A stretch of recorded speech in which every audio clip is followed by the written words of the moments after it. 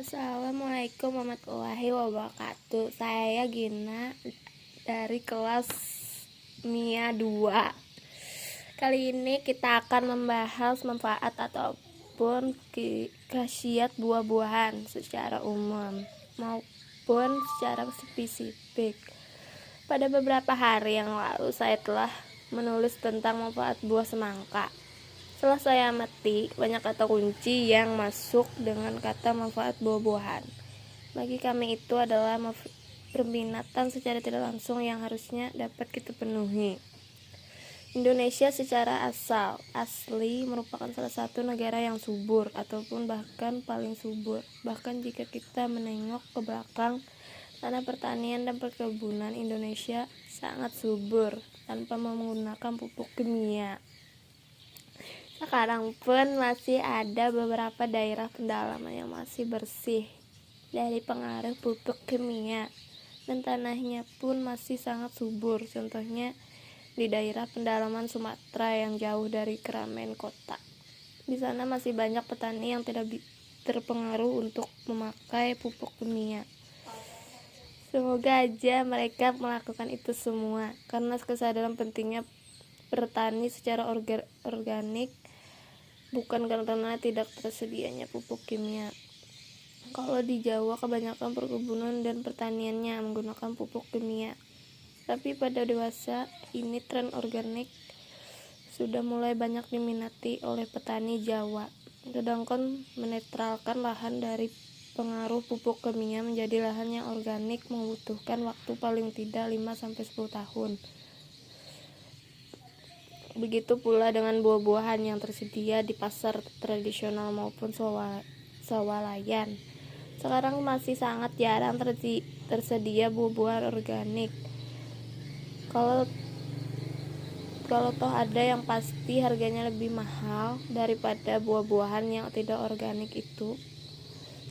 Semua wajar karena memang untuk menghasilkan produk organik tidak semudah dan secepat produk anorganik, tidak organik, mulai dari perawatan lahan menggunakan pupuk pestisida, insektisida, dan bahkan air berserta udaranya yang digunakan semua harus bersih dari unsur-unsur kimia. Dari ulasan di atas, diharapkan kita dapat memahami mana buah-buahan yang organik dan mana buah-buahan yang tidak organik, anorganik. Manfaat buah-buahan.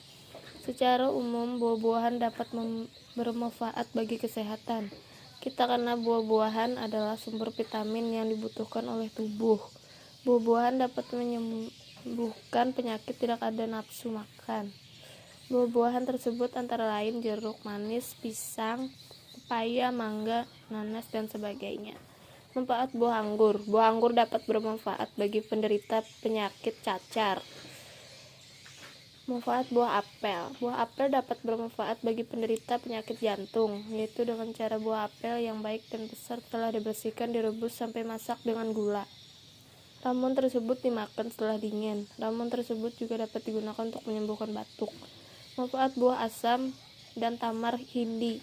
Manfaat atau kegunaan dari buah ini adalah sebagai berikut: menyembuhkan demam dan flu serta penyakit kulit, menghilangkan rasa haus dan keinginan muntah. Manfaat buah belimbing. Buah belimbing dapat digunakan untuk menyembuhkan penyakit darah tinggi. Caranya yaitu buah belimbing diparut dan diambil airnya saja atau sekalian ampasnya lalu dicampur dengan madu secukupnya. Sebelum minum doa dulu ya. Manfaat buah labu air. Buah labu air jika dimasak bermanfaat untuk menyembuhkan penyakit batuk dan demam. Dapat pula merangsang kerja otak dan juga sangat baik untuk daya kerja jantung. Manfaat buah nanas. Buah nanas diparut dan diperas, diambil airnya dapat berguna bagi kesehatan perut dan dapat pula untuk menyembuhkan penyakit bronkitis maupun tenggorokan yang suka untuk menelan. Buah pala. Buah pala jika dikunyah dapat menghilangkan bau mulut dan jika dimakan dapat berfungsi sebagai obat penenang alami. Khasiat lain dari buah pala antara lain membawa kesehatan perut maupun hati liver, melancarkan pencernaan makanan maupun saluran kencing, mengobati penyakit dan limpa. Buah pir kumis stras. Buah pir jika dimakan dapat menghilangkan demam akibat penyakit kuning. Bahasan ini hanya dari beberapa saja yang saya ketahui, di mana masih banyak buah-buahan yang belum disebutkan di sini. Terima kasih.